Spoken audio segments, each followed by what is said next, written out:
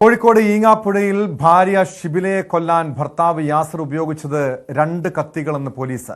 രക്തം പുരണ്ട 2 കത്തികൾ സ്ഥലത്തു നിന്നും ലഭിച്ചു. പ്രതി യാസറിനെ കസ്റ്റഡിയിൽ വാങ്ങാൻ അന്വേഷണ സംഘം താമരശ്ശേരി കോടതിയിൽ ഇന്ന് കസ്റ്റഡി അപേക്ഷ നൽകും. കസ്റ്റഡിയിൽ കിട്ടുന്ന മുറയ്ക്ക് പ്രതിയെ വിശദമായി ചോദ്യം ചെയ്യും. അതിനുശേഷം തെളിവെടുപ്പ് നടത്തുമെന്നാണ് പോലീസ് നൽകുന്ന വിവരം. എം.എസ്. അനീഷ് കുമാർ ചേരുന്നുണ്ട് വിവരങ്ങളുമായി. അനീഷ്, ഈ കൊലപാതകവുമായി ബന്ധപ്പെട്ട്, ഷിബിലയുടെ കൊലക്കേസുമായി ബന്ധപ്പെട്ട് കൂടുതൽ ഒരു വ്യക്തത വരുന്നുണ്ട്. അതായത് 2 കത്തികൾ പ്രതി യാസർ കൊലപ്പെടുത്താൻ ഉപയോഗിച്ചത്, ഭാര്യയെ കൊലപ്പെടുത്താൻ ഉപയോഗിച്ചത് 2 കത്തികളാണെന്ന് പറയുന്നു. അതിലും അപ്പുറം ഇയാളുടെ ഭാഗത്തുനിന്ന് ഇയാളുടെ ഒരു സ്വഭാവ വൈകൃതവുമായി ബന്ധപ്പെട്ട, ലൈംഗിക വൈകൃതവുമായി ബന്ധപ്പെട്ട കാര്യങ്ങളൊക്കെ പുറത്തു വരുന്നുണ്ടല്ലോ. ഈ പ്രതി യാസറിൻ്റെ ലൈംഗിക വൈകൃതത്തിനടക്കം ഇരയാകേണ്ടി വരുന്നു ഷിബില. പിന്നീട് സ്വന്തം വീട്ടിലേക്ക് പോകുന്നു. അവിടെ വെച്ച് ക്രൂരമായ ആക്രമണത്തിന് ഇരയായി കൊല ചെയ്യപ്പെടുന്നു. ഏറ്റവും ഒടുവിൽ ഈ കേസുമായി ബന്ധപ്പെട്ട് പുറത്തുവരുന്ന വിവരങ്ങൾ എന്തൊക്കെയാണ് അനീഷ്?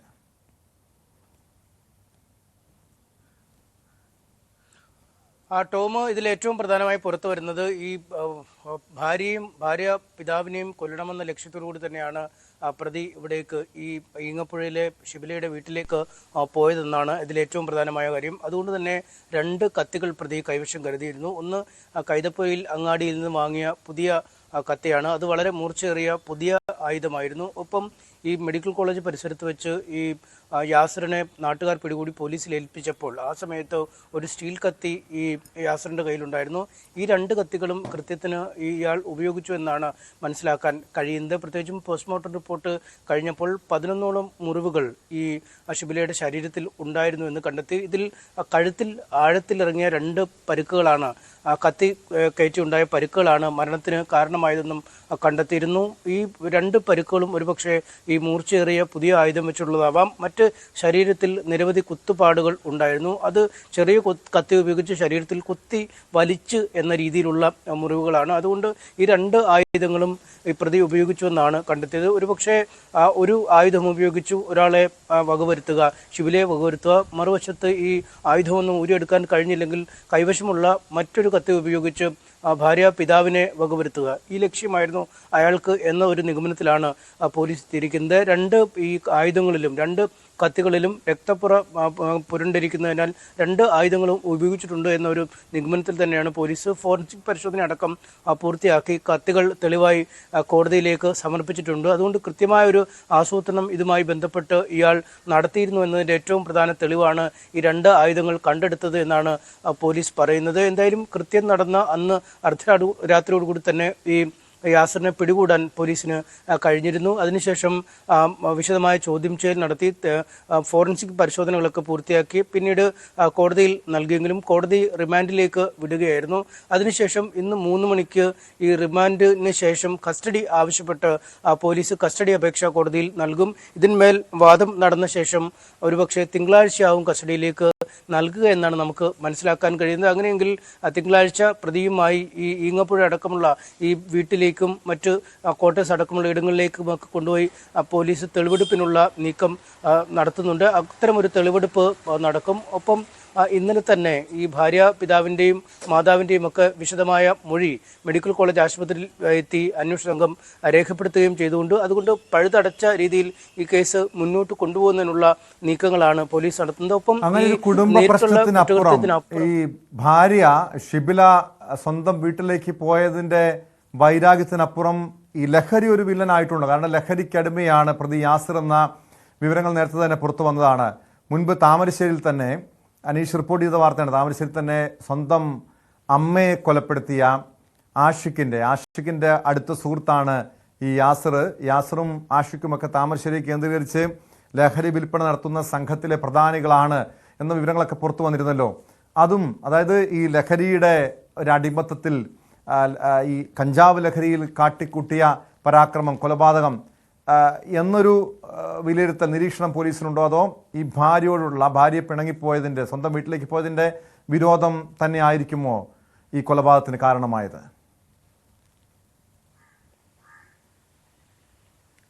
ടോം, ഈ കേസിന്റെ ഏറ്റവും അടിസ്ഥാനപരമായ കാരണം തന്നെ ഈ പ്രതി ലഹരിക്ക് അടിമയായിരുന്നു എന്നതാണ്. നേരത്തെ വളരെ വർഷങ്ങളോളം പ്രണയിച്ച ശേഷമാണ് ഇരുവരും വിവാഹം കഴിച്ചത്. ഇവരുടെ വീട്ടുകാർക്ക്, പ്രത്യേകിച്ചും ഈ ഷിബിലയുടെ വീട്ടുകാർക്ക് വിവാഹത്തിൽ ഒട്ടും താല്പര്യമുണ്ടായിരുന്നില്ല. കാരണം ഈ വഴിവിട്ട ഇടപാടുകൾ ഒക്കെ ഈ യാസിർ നടത്തുന്നു എന്ന ഒരു വിവരങ്ങൾ ഈ ഷിബിലയുടെ പിതാവിന് അറിയാമായിരുന്നു. ഈ കാര്യങ്ങളൊക്കെ ചൂണ്ടിക്കാട്ടി അദ്ദേഹം ഒരുപാട് ഉപദേശിച്ചെങ്കിൽ പോലും ഈ ബന്ധത്തിൽ നിന്ന് പിന്മാറാൻ തയ്യാറായില്ല. ഷിബിലയുടെ വിവാഹം മറ്റൊരാളുമായി ഏതാണ്ട് ഉറപ്പിച്ച ഘട്ടമൊക്കെ എത്തുകയും ചെയ്തിരുന്നു. പക്ഷേ അപ്പോഴേക്കും കൂടുതൽ യാസിറുമായി അടുത്ത ഷിബില വീട്ടിൽ നിന്നും സ്വമേധയാ ഇറങ്ങിപ്പോവുകയും അയാളോടൊപ്പം രജിസ്റ്റർ വിവാഹം കഴിച്ച് ഒപ്പം ജീവിക്കുകയുമായിരുന്നു ഉണ്ടായിരുന്നത്. മാസങ്ങളോളം പിന്നീട് ഈ കുടുംബവുമായി യാതൊരു ബന്ധവും ഈ ഷിബിലയ്ക്ക് ഉണ്ടായിരുന്നില്ല.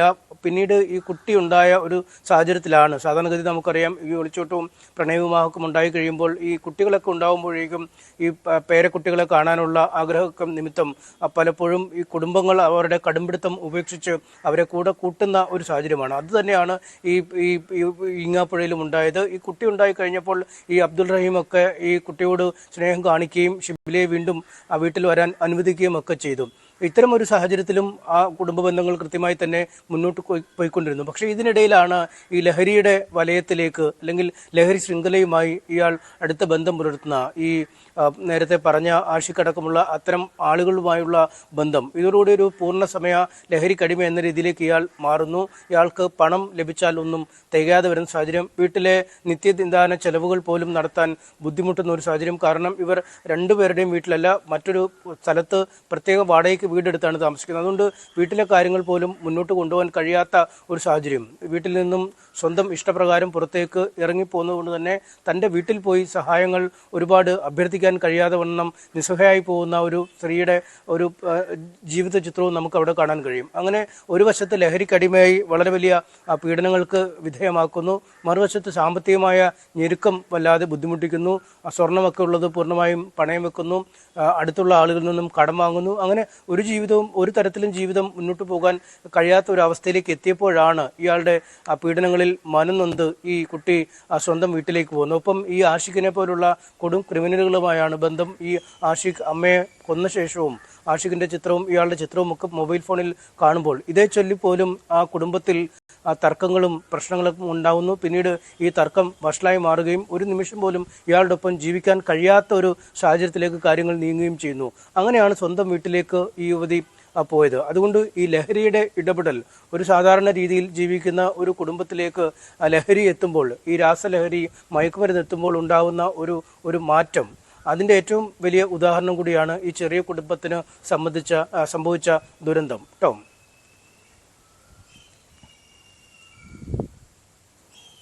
വ്യക്തമാണ്. MS സനീഷ് കുമാറാണ് കോഴിക്കോട് നിന്ന് വിവരങ്ങൾ നൽകിയത്. കോഴിക്കോട് താമരശ്ശേരിയിൽ ഭാര്യയെ ക്രൂരമായി കൊലപ്പെടുത്തിയ കേസിലാണ് പ്രതി യാസിറിനെ കുറിച്ചുള്ള കൂടുതൽ വിവരങ്ങൾ പുറത്തു വരുന്നത്. പ്രതിയെ ആക്രമിക്കാനെത്തിയ ഭാര്യയെ കൊലപ്പെടുത്താൻ എത്തിയത് രണ്ട് കത്തികളുമായിട്ടാണ്. പ്രതിയുടെ ലൈംഗിക വൈകൃതം ഉൾപ്പെടെയുള്ള കാര്യങ്ങൾ, അതും ഇരുവരും തമ്മിലുള്ള ബന്ധത്തിൽ പ്രശ്നങ്ങളുണ്ടാക്കി പിന്നീട് ക്രൂരമായ കൊലപാതകത്തിൽ കലാശിക്കുകയായിരുന്നു. സ്പോട്ട് ലൈവിലേക്ക് തിരികെ എത്താം ഇടവേള കഴിഞ്ഞ്.